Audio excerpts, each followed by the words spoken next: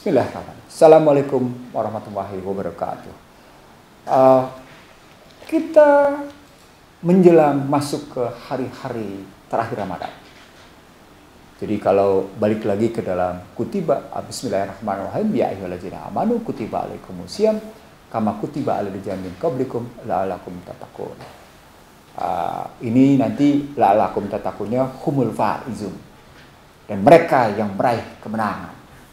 Jadi la'allakum tattaqun di sini sesungguhnya dekat dengan humul faizun.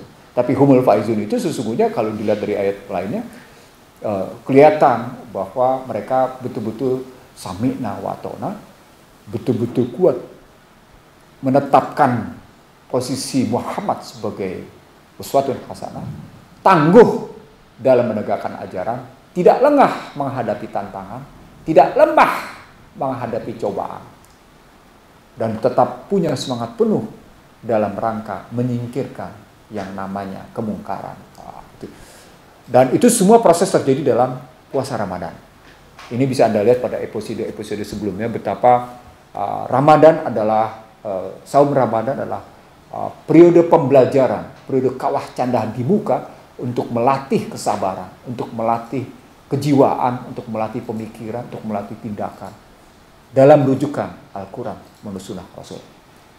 Nah, karena ini adalah hari-hari terakhir di mana kita akan menjemput kemenangan, maka pertanyaannya, kemenangan apa yang kita raih? Kemenangan apa yang kita capai lewat saum Ramadan? Karena filosofi Al-Quran adalah, filosofi Ramadan adalah filosofi pembakaran. Filosofi Ramadan ada 7 seperti yang kita sebutkan di awal episode ini. Maka sesungguhnya kata kunci pertama dari kemenangan itu, kita berhasil meningkatkan disiplin diri. Baik disiplin dalam rangka ibadah ubudiyah maupun ibadah amaliyah. Disiplin kita.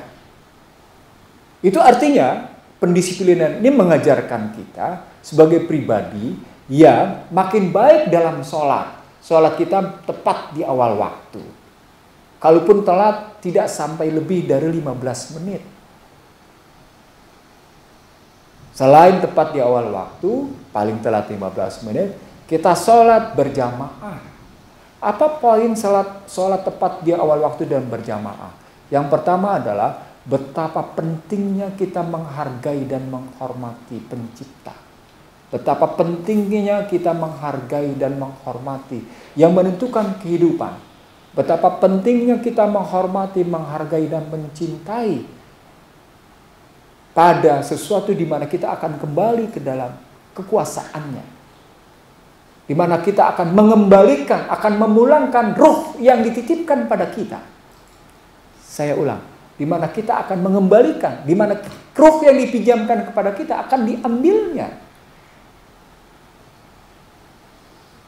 Kullu nafsin za'iqatul maut. Diterjemahkan segala sesuatu yang bernyawa, nafs di situ disebut sebagai yang bernyawa, maka dia akan menghadapi kematian. Itu berarti Allah meminjamkan ruh pada kita. Kalau saya menggunakan bahasa saya, yang meminjamkan frekuensi mata, frekuensi suara, yang meminjamkan frekuensi mata, cahaya, yang meminjamkan frekuensi udara, yang meminjamkan frekuensi getar pada jantung, pada paru-paru, dan pada otak, itu mengambilnya dan ditempatkannya pada tempatnya untuk kemudian dimintakan pertanggungjawabannya. Nah, untuk sampai pada pertanggungjawaban yang benar, Allah mengajarkan, hisaplah, refleksi dirilah. Bagaimana cara mempertanggungjawabkan ruh yang dipinjamkan kepada kita. Sehingga dengan saum yang benar, kita mempertanggungjawabkannya dengan benar. Dan dengan benar itulah kita raih kemenangan. Terbayangkan kali kita bahwa sesungguhnya kemenangan yang diraih pada akhir Ramadan itu pada 1 Syawal adalah sebuah kemenangan di mana refleksi diri kita menghasilkan sesuatu yang positif. Artinya kita kembali dengan benar. Kita kembali lagi bersih karena memang pembakaran. Itu berarti kesabaran yang kita pelajari selama Ramadan telah melahirkan sebuah sikap di mana kita punya sikap teguh, tangguh, dan teduh. Kita mampu melaksanakan amar ma'ruf nahi mungkar. Bukan cuma sekedar amar ma'ruf sebagaimana diajak disabarkan oleh banyak kalangan, tapi juga melakukan, menegaskan nahi mungkar. Ini penting kita lakukan karena tidak sempurna kita kalau cuma amar ma'ruf dan kita tidak menjadi yang terbaik.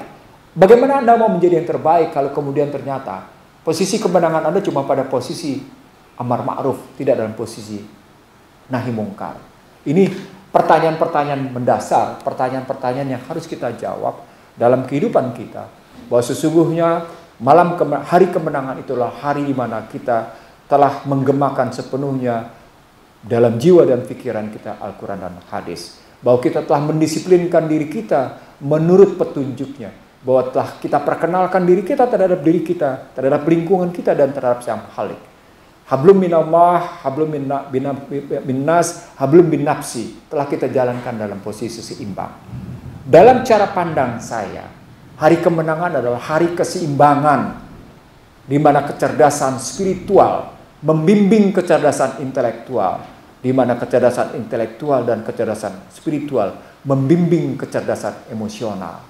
Dan itu tergantung pada situasi, kondisi, dan waktu. Pada saat tertentu, kecerdasan spiritual kita yang utama. Dia berada di sudut puncak. Dan di sudut alasnya adalah kecerdasan emosional dan kecerdasan intelektual. Dalam kesempatan lain, kecerdasan intelektual kita yang membimbing. Dan sudut alasnya adalah kecerdasan spiritual dan kecerdasan emosional. Dalam kesempatan yang lain yang membimbing adalah kecerdasan emosional, di mana alasnya adalah kecerdasan spiritual dan kecerdasan intelektual. Kalau kita lihat ini sebagai sebuah segitiga sama sisi antara kecerdasan intelektual, kecerdasan spiritual, dan kecerdasan emosional yang bergerak secara dinamis, dan pergerakan itu didasarkan oleh di tengah-tengah segitiga tadi adalah ruh, dan ruh itu dipinjamkan. Maka sadarilah,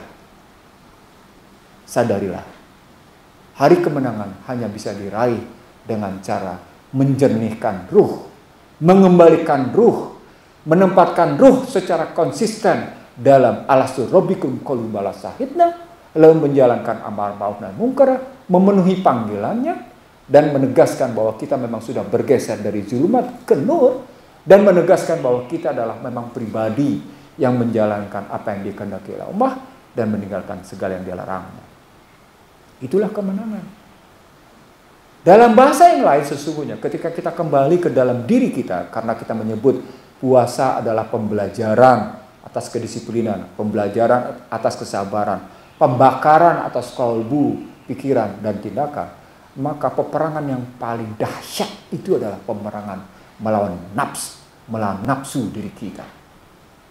Puasa mengajarkan itu, dan kemenangan melawan nafsu diri kita itu adalah kemenangan yang utama. Saya ingin mengatakan salah satu wujud kemenangan melawan nafsu diri kita adalah kemampuan kita menihilkan subjektivitas diri. Kemampuan kita meminimalkan kepentingan diri, pribadi, dan golongan. Kemampuan kita menyatakan bahwa kita adalah objek ajarannya, dan kemudian menjadi subjek untuk menegakkan ajarannya. Itu kemenangan. Saya ulang, kita adalah objek ajarannya. Nur ala nur, menurut sunnah Rasul. Dan meninggalkan zulumat menurut sunnah Sayyidin. Kalau ini yang terjadi, maka kita bisa melihat bagaimana sesungguhnya orang-orang yang beriman itu adalah orang-orang yang nafsul mutmainah. Itu kemenangan berarti nafsul mutmainah. Itu kemenangan berarti kita menjalankan silaturahim. Itu kemenangan berarti kita dalam posisi takwa.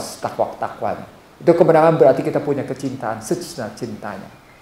Demikian, selamat menjalankan Ramadan, selamat menjemput kemenangan, dan selamat kembali ke dalam ajaran, sepenuhnya ajaran Allah sebagaimana Muhammad mempolakannya.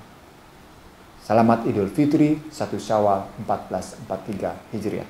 Taqabbalallahu minna wa minkum taqabbal ya karim. Assalamualaikum warahmatullahi wabarakatuh.